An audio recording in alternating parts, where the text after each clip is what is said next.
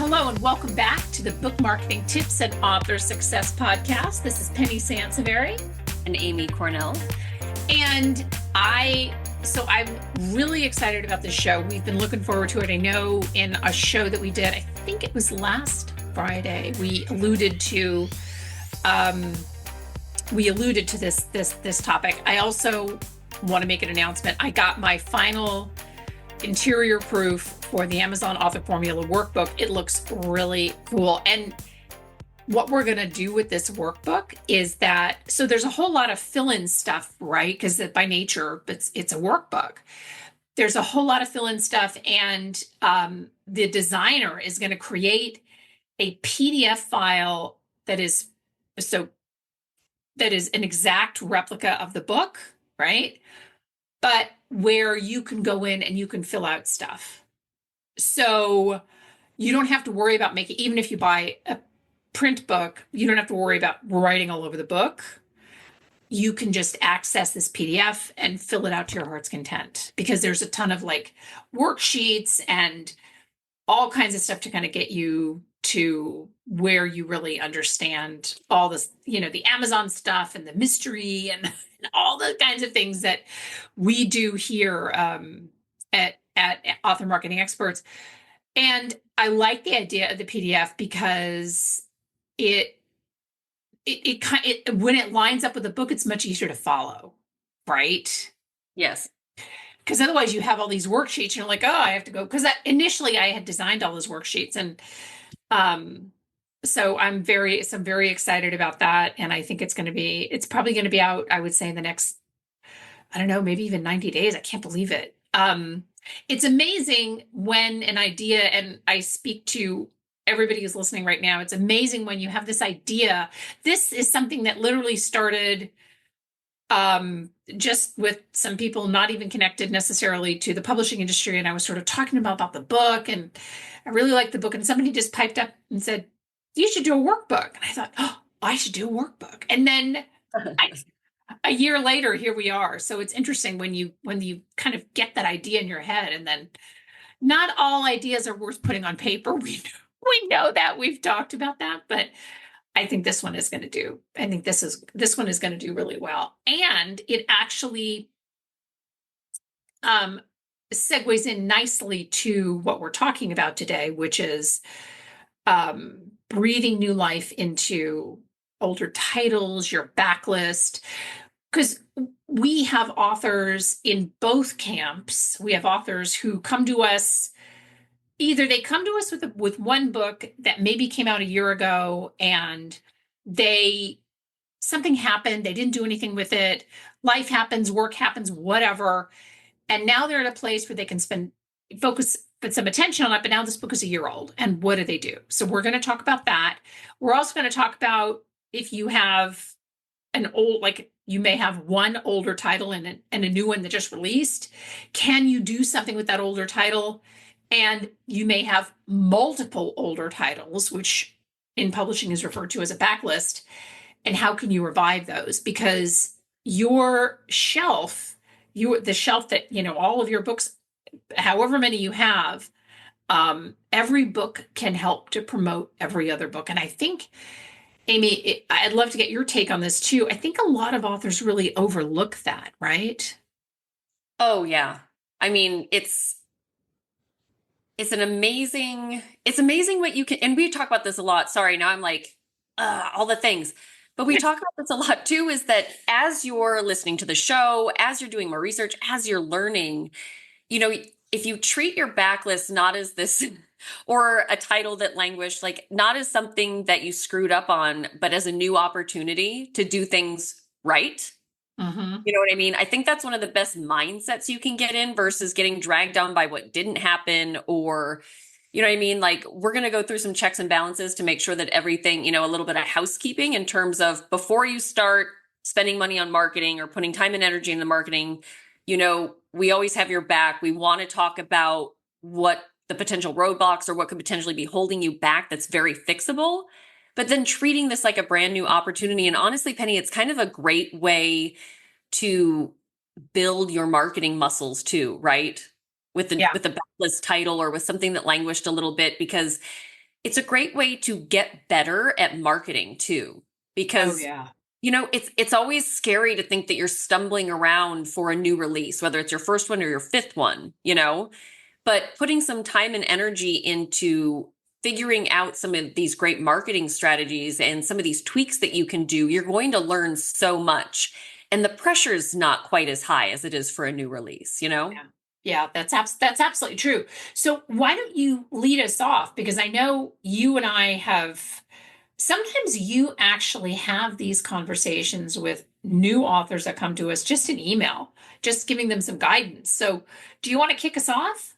Yeah, okay, so let's evaluate what needs updating, Yeah. right? Because yes, you are right. When authors come to us, if they have a book out, if they have a website, if they're using social, I try to look at all the things because it all matters. Like we always talk about, it all matters. And especially if it's already out there, that's your image to potential readers, potential buyers. And so, good, bad, or otherwise, we want to see what potential buyers are seeing because that's the best way for us to give you recommendations, step in potentially things like that. So, we talk about it all the time, but you got to look at your book the way a reader does. How's your cover? Right. And I know Yeah. y'all are probably tired of us talking about covers, but if everybody's cover was just beautiful and amazing and made us fall out of our chairs, we'll shut up about it. But the reality is there are still, and it's not always, and I don't want to say like sometimes it's the author's fault. Like I don't want to say it like that, but truly sometimes authors get steered in the wrong direction by other third parties and other people in the industry, I think, Penny. Yeah. Like tough love is sometimes so much better than just saying like, yeah, it's fine, or yes, we'll do it. Or we've talked with y'all about pushing back if you're using a publishing service, or even if you hired a cover designer. If it's not, do your own research and Yeah. know what's working in the industry. Don't completely trust anybody about anything. You know what I mean? No. Like, I think Yes. that's really important. And I think that's what leads to a lot of mismatched or not so great covers is that authors trust that whoever's doing it is tracking and knows all the things, but that's not always the case. So you have to be your own best advocate for your cover and really know what's working out there, Yeah. what looks good. I mean, everybody listening, I'm sure you've seen a cover where you've gone, damn, that's an amazing cover. Yeah. Like that's the reaction you want Yeah. for sure. And if I can just interject here, because Yeah. I talked to an author last week or this week actually, and I was already texting Amy like I could do an entire show on how infuriating this author's experience was to me. And very long story short, I mean, the cover is terrible, the book description is terrible, like all the things like this literally this whatever this publisher did not give this book a leg up at all. And now this book is older, and so this would be a really good opportunity for this author to, you know, basically just revamp all the things and kind of pretend that all never happened, right? Right. I mean, Mhm. um because sometimes books just have a rough start. I mean, there's no other way to say it, really.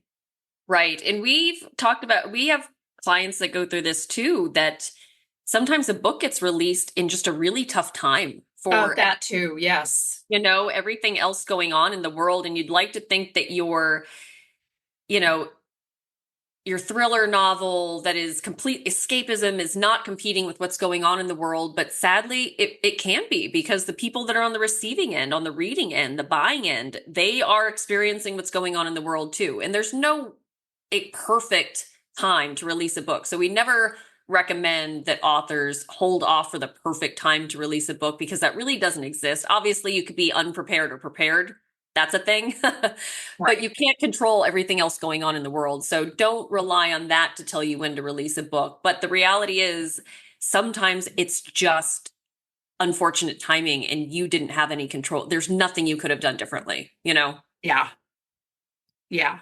Yeah, that's absolutely true. And sometimes you just don't have any control over it. And I think that, you know, covers become outdated, right? Um, Even titles become outdated sometimes. Um, I think a lot of times authors will decide to revive a book even just simply by updating the cover, which definitely matters. I mean, covers can't, like the guy that I talked about, even just changing the cover on that book, I think would really, because the book is quite good, um, would really help to boost the sales on it. You know what I mean? And the other thing though too, and this is very particular for nonfiction and for my books, and it's one of the reasons actually that I stopped writing my social media book because everything changed all the time and it was very difficult to keep up with it. Okay. But in some cases, with particular to nonfiction, like you may just have, like, I don't know, mentioning MySpace or something. Like if your book still mentions MySpace, it's probably like super, super old and needs to, but sometimes it's just a matter of like maybe the cover's great and the book did really well, but it's time to update it to get rid of old terminology that makes the book seem very dated, you know? Yes. Because unless you've written historical fiction, it's really hard to get away with. Like, it's really hard to sound like an authority if you have a chapter on MySpace. I mean, I realize that's kind of an extreme, but you know what I mean? Oh, absolutely. Yeah, we talk about that a lot too with it. That's what's challenging about nonfiction. And obviously Penny knows this, trying to keep up with Amazon, that things change all the time. And instead of pretending it's not happening, it's better to just work with it the best you can, you know? And that's another reason why, and this is an entirely separate show, and we've done shows on this before too, but that's another reason we push so hard, especially for nonfiction authors, to be an authority elsewhere other than just your book. You know, your book is a great way to open the door. It's a great way to show that you were in it for the long haul, but getting your voice, your opinion, your unique point of view out there in other ways is a great way to kind of combat the fact that your book does end up being a time capsule of sorts, you know? Yes. Yeah. Yeah, it absolutely does end up being a time capsule. And then, I alluded to the cover. I think in many situations, even just updating the cover or the covers, if you have multiple titles, is a great way to revitalize. Because the other thing, though, too, is that Amazon, I know this is a really weird, nerdy thing to tell y'all, but Amazon does pay attention to new covers. So something as simple as a new book cover can really help to boost the visibility of your book because it appeases the Amazon algorithm. And I always say when I teach the Amazon optimization classes, I always talk about how the Amazon algorithm mirrors Google. And we know that Google is very image, I mean, it's very video driven, but it's also very image driven.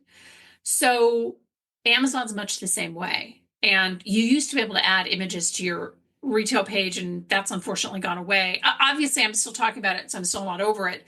But the new cover, it's I know I'm going to say it's simple. I know it doesn't feel simple to design a new cover, but a new cover can really change. And Amy, we talk about this a lot with authors who have a series of books where they don't look like they're all part of the same series, right? And that's a really good example of here's an opportunity to make them all look uniform. Yes. I know whoever I email when I say something like that, and I mention it in passing, and I always make sure that authors know that for the most part, I mean, Penny, we don't have a ton of complete deal breakers by any means, you know, but I let people know. I always try to ensure authors that this is what we would recommend because we want you to get the most out of your marketing investment, you know, and we know what works for readers and for book discovery and things like that. And I let authors know this doesn't mean we aren't going to help you, but this would help you whether you work with us or not. And the covers, the mismatched cover concepts across a series is a huge one because it matters. You know, again, like we said, every one of us talking, listening right now has seen a cover that they've been really impressed by. And the same thing happens for a series. You know, there's something very powerful about having a really well tied together series and cover imagery and things like that. And it just skyrockets your level of professionalism as perceived by a potential buyer for sure. Yeah. Yeah, it does. It definitely does. And this is one of the reasons why when I talk to an author who knows that they're going to write a series, a lot of times I'll tell them, have a designer at least mock up all of the books in a series. Mm-hmm.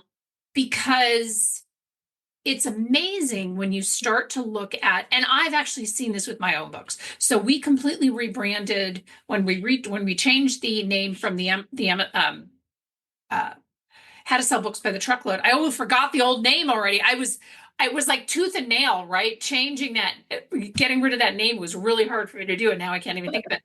But when we rebranded those books, I kind of had sort of the same. I had the same revelation, right? That I painted myself into a corner. Um, the restylizing the new cover was not an easy process, but I'm very, very glad that I did. And when I look back through some of my older titles, I'm like, oh my gosh, part of me wants to redo those covers, but the content is also older. So that's another decision that you kind of have to make, right? Yes, Because, exactly. because as a nonfiction author, a lot of times we are updating content, so the older books don't matter as much. And that's part of earlier on in this podcast, we talked about the deciding factor. That's the other deciding factor. Because, like, I'm not going to go back and update, for example, my Pinterest book because I don't even know if we're on Pinterest anymore. Like, Right. and literally with everything out there with like TikTok and all this other stuff, nobody even talks about Pinterest anymore. So that's a business decision. Yeah, Um, absolutely. Oh my gosh. Everybody's probably like, oh my God, I have to take notes, but it's I know there's so much to consider, but again, the new cover can really help to, and what I started to say, and then I got sidetracked. I know how shocking that I actually got sidetracked on something is the reason for designing multiple covers. And again, you don't have to necessarily do complete designs if you're doing a series, but just have them mock up what the series might look like. Because I'm telling you right now, when you look at books, when you have to mimic, like you may fall in love with the book cover and then you get to book two and you're like, oh my gosh, I'm stumped. I don't know what to do. Whereas if you had left yourself a little bit of flexibility with book one, book two it would be easier to create something that looked like it belonged in the same family. Does that make sense, Amy? You can just shut me up because obviously I'm, no, it absolutely makes sense. I mean, we are all consumers. Everybody listening here, you know what I mean? If you actually, and I think we don't mention this enough, Penny, is that if you actually think of your own buyer behavior, like what you notice when you are deciding whether or not to buy something, especially from a brand you're unfamiliar with. And if you think about it that way, as an author, unless you're selling to a pretty healthy size of return buyers, you're a new brand. yeah, They don't know you from the next author. And so really put yourself in the consumer shoes and think about all the things that you consider and what impress you and things that maybe don't impress you. When you're right. making buying decisions, not just book buying decisions, but buying decisions in general. And use that to fuel what you can do better with your own brand, with your own retail, presence and things like that. And it really will probably make a huge difference. Yeah. Yeah, I completely agree with that. Um, all right, next step. You want to take the next one? Yes. Oh my gosh. Are we, yeah. Should we, should we, This is gonna be a long show. I know, right? I was just thinking about this. I'm like, oh my gosh. Okay. Content. Should we talk about content? Because this is a big one too. Yeah. Let's talk about updating content. Yeah. Yeah. I mean, we touched on it a little bit. So there were some sneak peeks into what was coming up next, but another big aspect of refreshing a book, because, we talk about this with the nonfiction. Sometimes things just have to be changed and you can't get around it. Penny, I hate to keep using you as an example, but the Amazon stuff, like your Amazon books, you could not ignore for 2 years realistically, and then go back and try to pretend like everything's brand new Right. because you have time to market it, Right. like that's just not the reality of the topic. So there's definitely, you have to think about one, am I really in a position where I need to update content in order to put the best version of what I have to offer people out there? Yeah. And sometimes, and Penny, you know much more about the technical requirements in terms of Amazon, so I won't go there, but I know that, and this is something also too that anybody listening that's really needs to consider this, I would suggest doing a consulting session or something like that, just to really make sure you have your ducks in a row, T's crossed, I's dotted, because there's different ways to go about it. I know in terms of refreshing, updating, whether you get into new ISBN territory and things like that, right? So there's really so many different variations.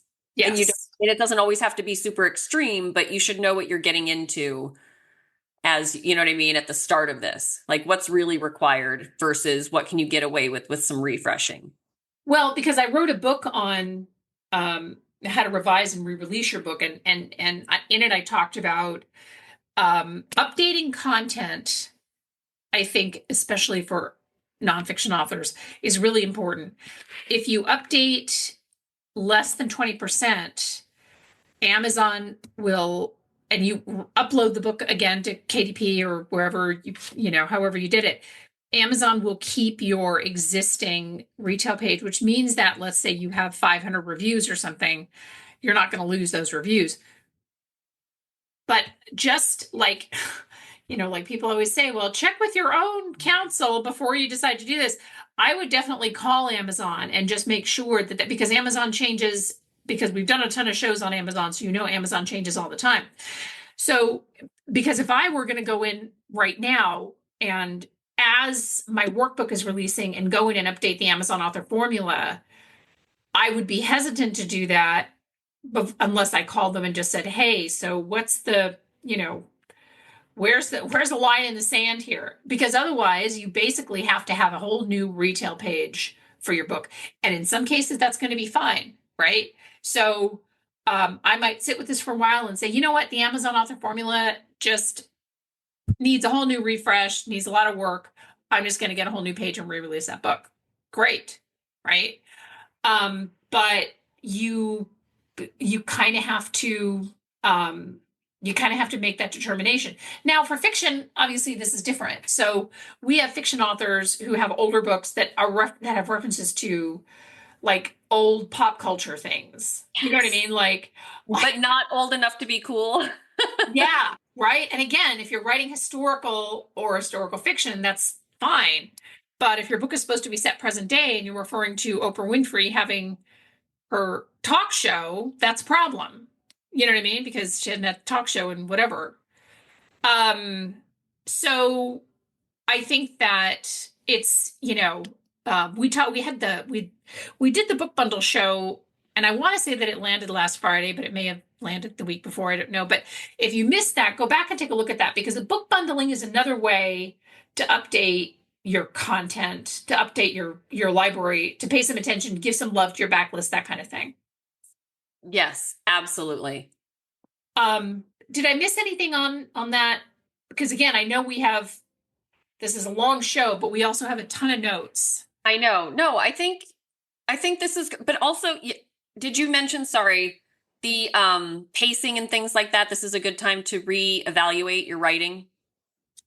Why don't you take that? Why don't you take that one? Because I did not. Good catch. I know. And I realize that also may make people want to turn us off right now. They're like, nope, now they're going, I already finished the book. I'm not too far down the rabbit hole. Thanks. Yes, exactly. But truly, actually, this happened. And so this is a positive story. We've got very much a positive example of this. We have a client that we just wrapped up their initial campaign with us. She is lovely. And she, based on some reviewer feedback, was actually, she could have just been devastated, but she said, you know what? She's like, I was excited to get this book out there. It was my first book. And she had, I think, 2 more books ready to roll. You know what I mean? So she was really ready to get out there. And this was her first one.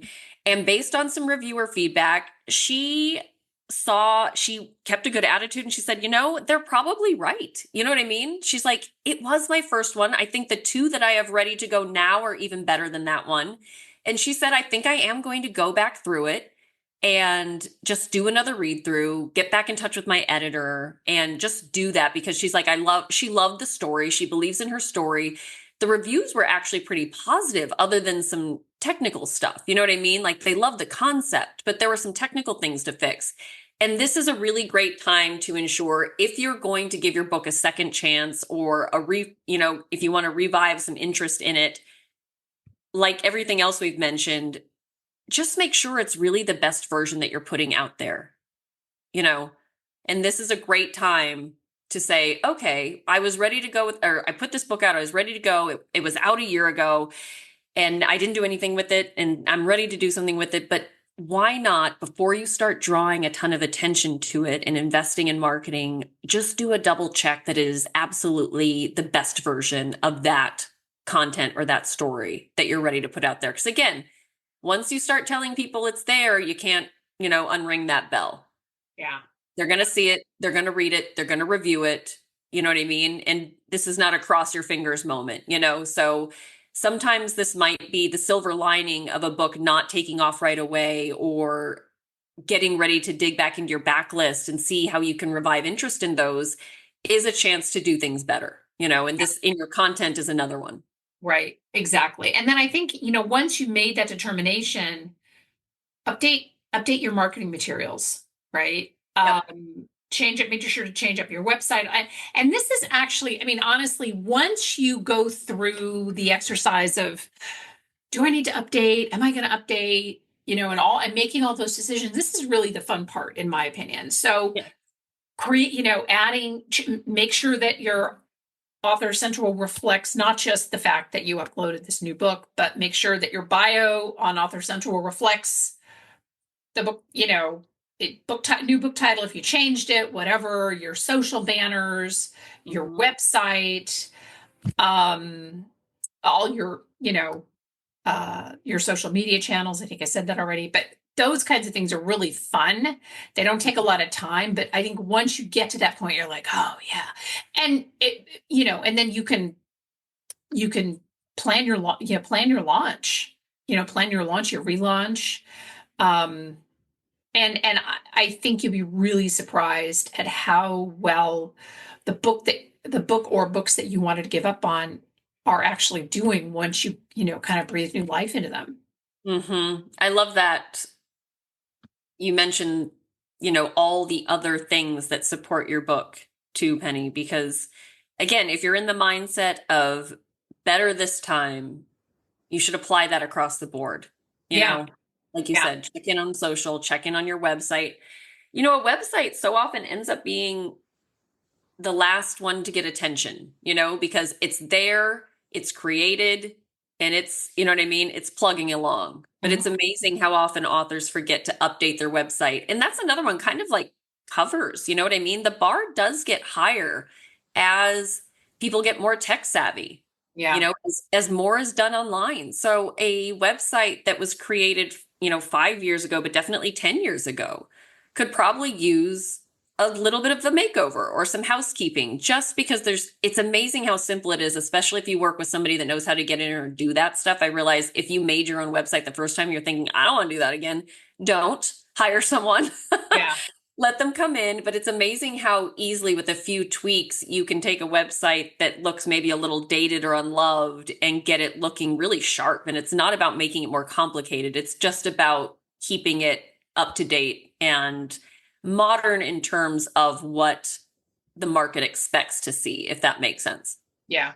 Yeah, it does. No, I think that's definitely that's definitely worth it. I mean, I think if you're going to go out and if you're going to re-release these, if you're going to do, if you're going to go through all this work, then make sure and, update all these collateral pieces. And I think that you'll be really glad you did. Let's breeze through, because I know we've been talking for a while, and I know, hopefully everybody's taking copious notes. Creative add-ons for extra buzz. I love this. We'll just take them one at a time. Companion workbook. I'll take the first one. Sorry, Amy. I'll take the first one. I adore workbooks. If you've listened to this show for any length of time, I love workbooks. I love journals. I love all those things. So a companion workbook, and I talk to nonfiction authors about this a lot, and they're always surprised when I mention it, like, oh, I hadn't really thought of that. I am telling you right now, if somebody loves your book, they're going to love your workbook. And especially if you have a topic that where you can create some deep dive experiences for them, Mhm. the workbook is a great idea. The workbook that I created, and this is not an advertisement for my book because it's not even up for sale yet, but the workbook that I created was specifically created not just to be a companion book, but also to be its own. It can potentially, like, if you don't want to buy the first book, that's fine. It's a standalone book that addresses not just the stuff that I, in the Amazon author formula, but then dives deeper into other elements, right? And I think that's really what a workbook should be. So workbook should to some degree mirror as a companion book, but then it should also be its own, like it should have its own kind of oomph to it. And that's where I think the workbooks can do really well. Yeah. And then also, and we've talked about this before, take up space, excuse me, your virtual bookshelf. The Yes. more product you can get out there, the better, typically, as long as it's done well, Yep. obviously. But, anytime you go to an author's author central page just to see what they've put out there, you are going to generate more interest if you show that you've been around a while or that you're there to stay and that you're a sure thing. So this is not to make debut authors stressed at all. You'll get there, but it really does matter. So when you think like, oh, do I really need to make, a print edition if it was ebook only or vice versa? Maybe you thought initially, no, people typically like print if, my market likes print. Why not make an ebook? You know, Yeah. it's not expensive. Like just do it. And then large print is another one. There are a lot of demographics where large print is very much welcome and people seek it out. So, do your research, see if that's another option for you. But what's great about these, extras that we're talking about is that it's a new release. Yes, you're refreshing your old one, but you're going to have a brand new, publishing date if you haven't released a print edition or an ebook previously or a large print edition. Yeah. That's what's really fabulous. So you kind of get a twofer. You're breathing new life, you're fixing things, you're making things better for your backlist or for a title that languished, but then you also have an opportunity to release a different edition of that. Then you're kind of coming at it from both angles with both a version with a new release and a version that's better than the first version that went out previously. Yeah, exactly. And I think, sometimes authors say, well, my audience doesn't really read ebook. It's like, are you sure? I mean, do you, you know what I mean? Right. And we've actually had authors who I encourage to create additional editions of their book in order for the simple purpose to own more Amazon real estate. Right. And an example of this is like a coffee table book, which you're like, oh my gosh, Penny, you're not going to do a coffee table book and an ebook. That's silly. I get it. But owning more Amazon real estate is only going to benefit you. And Mm-hmm. your reader may not want the ebook. They may like, but they could stumble on it. And we have done shows on this. So I'm not going to belabor this, but you have lots of opportunities to promote an ebook that don't necessarily support promoting a print book, like doing ebook deals and things like that. So that's kind of food for thought, something to think about. Right. Audiobook is the next thing, right? So in terms of just creative add-ons, I realize audiobook is sort of an expensive creative add-on stuff, but you could also just refresh the intro or change the narrator. We did a whole podcast on, because I'm such an audiobook nut. We did a whole podcast on, bad narrators, and sometimes things happen and you couldn't afford, or the person that you wanted wasn't available, and now is maybe a chance to revise that. Or like I said, you can just refresh the intro. Mm-hmm. And the next one, oh, I love this book club edition with discussion questions. I mean, I think we've done shows on this. If not, we should double check, Penny. But I mean, just creative add-ons, even if you don't do a special edition, but I mean, I think that's very beautiful. Like if you write in a genre that is very popular with book clubs, that is such a cool concept to have an actual book club edition where you have a lot of extras built into the actual structure of the book. But, again, doing more for your potential readers and having more to offer them is always going to be appealing. Yeah. So if you have a book that you think book clubs would like, or that it fits in with what book clubs typically gravitate toward, then make sure you've had some really great discussion questions created, whether it's on your website, something you share on social media, something you share in your newsletter. There's so many great ways to do it, but doing that little bit extra that shows you're invested in the reader's experience will always benefit you. Yeah, I completely agree with that. And I think the final is a special anniversary edition or a collector's cover. And I actually talked to a lot of authors who really like the collector's cover really appeals to them. They want to create like a collector's edition of the book.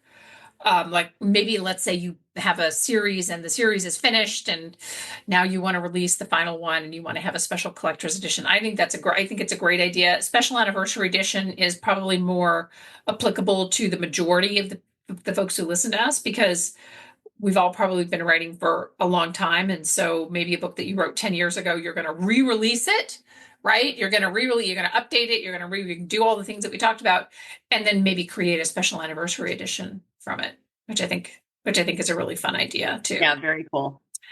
I just think that, your backlist, even if it's just one book, like backlist oftentimes implies like multiple titles, but even if it's just one book, these are all hidden assets. They're a gold mine for you. Maybe, a lot of times authors that I talk to get really like, oh, I didn't really do that good on my first book. And, it's one of those things where we learn as we go because there's also so much information. And sometimes I'll talk to authors like, oh, I wish I had known this XYZ, whatever.